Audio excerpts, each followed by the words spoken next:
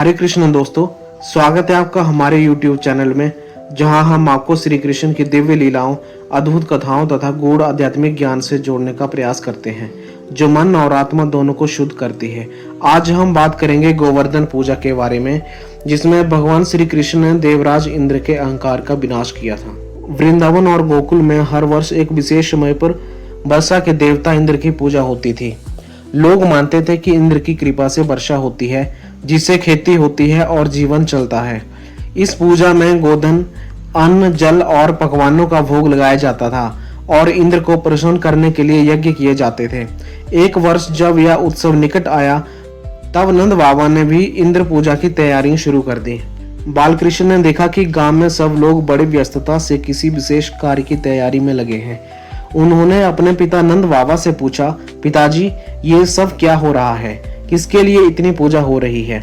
नंद बाबा ने उत्तर दिया, हम हर वर्ष इंद्र देव की पूजा करते हैं ताकि वे प्रसन्न होकर अच्छी वर्षा करें और हमारी फसलें लहलहाएं। श्री कृष्ण ने बड़ी मासूमियत से परंतु गहरी दृष्टि से पूछा, पिताजी, यदि हम कर्म करें, खेत जोतें, गायों को चराएं, तो क्या प्रकृति हमें फल नहीं देगी? और क्या इंद्रदेव को प्रसन्न करने से वर्षा होगी यदि हमने धरती माँ की सेवा ना की हो? यह प्रश्न गहरा था। श्री कृष्ण ने समझाया कि हमारा असली कर्तव्य गोवंश की रक्षा करना, खेतों में श्रम करना और प्रकृति की पूजा करना है। गोवर्धन पर्वत जो हमें जल, घास, छाया और सुरक्षा देता है, वह पूजनीय है।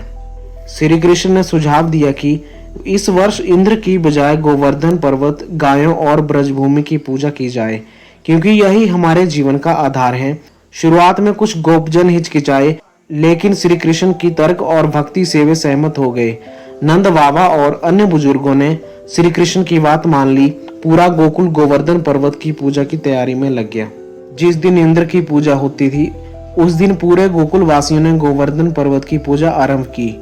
सभी ने अन्नकूट का आयोजन किया, जिसमें सैकड़ों प्रकार के व्यंजन, पकवान, मिठाइयों और फल रखे गए।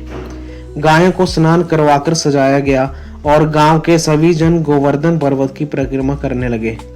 भगवान श्री कृष्ण स्वयं गोवर्धन पर्वत का रूप धारण कर गए और उन सभी भोगों को स्वीकार किया। पर्वत बोलने लगा और आशीर्वाद देने लगा।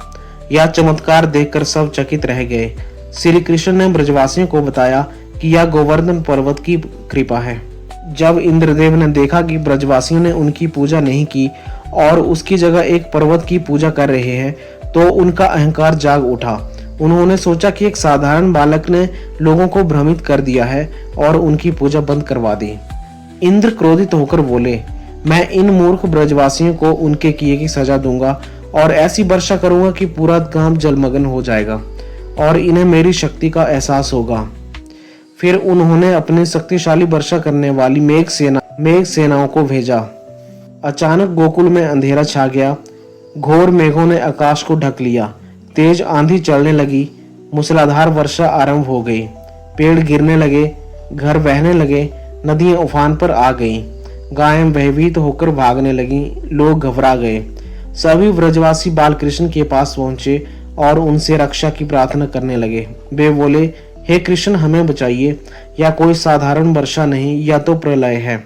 श्री कृष्ण ने सभी को शांत किया और उन्होंने कहा, घबराओ नहीं, यह सब इंद्र का अहंकार है। मैं आप सबकी रक्षा करूंगा। फिर उन्होंने अपने नन्हे से हाथ की सबसे छोटी उंगली पर पूरा गोवर्धन पर्वत उठा लिया, जैसे कोई फूल उठाता हो, और बोले, ब्रजवासियों, अपनी गायों, बच्चों और सामान के साथ इस पर्वत के नीचे आ जाओ। यह हमें वर्षा और तूफान से बचाएगा। सभी गोकुलवासी गोवर्धन पर्वत के नीचे चले गए। यह अद्भुत नजारा था। एक नन्हा बालक गोवर्धन को अपनी अंगुली पर उठाए मुस्कुराता हुआ खड़ा था। इंद्रदेव ने 7 दिन 7 रातें लगातार वर्षा करवाई, परंतु श्री कृष्ण ने पर्वत को स्थिर बनाए रखा। कोई थकान नहीं, कोई चिंता नहीं। गोव गोपियां कृष्ण के चारों ओर मंडराते और उन्हें देखकर मंत्रमुग्ध हो जाते। कुछ गोप सोचते, यह बालक सामान्य नहीं हो सकता, यह तो स्वयं भगवान है। जब इंद्र को यह अनुभव हुआ कि उसकी सारी शक्ति विफल हो गई और वह श्री कृष्ण की दिव्यता के आगे तुच्छ है, तब उसका अहंकार चूर चूर हो गया। उन्होंने अपने मेघों को रोक दिया और धरती शांत हो गई। इंद्र स्वर्ग से नीचे उतरे और श्री कृष्ण के चरणों में गिर पड़े। उन्होंने कहा, हे श्री कृष्ण, मैं अज्ञानी था। मैं अपने पद और शक्ति के मद में अंधा हो गया था। आपने मुझे सही राह दिखाई। कृपा कर मुझे क्षमा करें। श्री कृष्ण ने मुस्कुराते हुए कहा, हे इंद्र, ईश्वर का कर्तव्य है लोक कल्याण करना। जब अहंकार बढ़ता है तो विनाश निश्चित है। मुझे प्रसन्नता है कि तुमने अपनी गलती समझी। उस दिन से गोवर्धन पूजा एक परंपरा बन गई। यह दीपावली के अगले दिन मनाई जाती है। यह दिन अन्नकूट का आयोजन किया जाता है, गायों की पूजा की जाती है और गोवर्धन पर्वत का प्रतीक बनाकर उसकी पूजा की जाती है। यह पर्व यह भी सिखाता है कि प्रकृति, पर्वत, जल, गायें ये सभी पूजनीय हैं और इनके संरक्षण से ही जीवन चलता है। हरे कृष्णा, राधे राधे।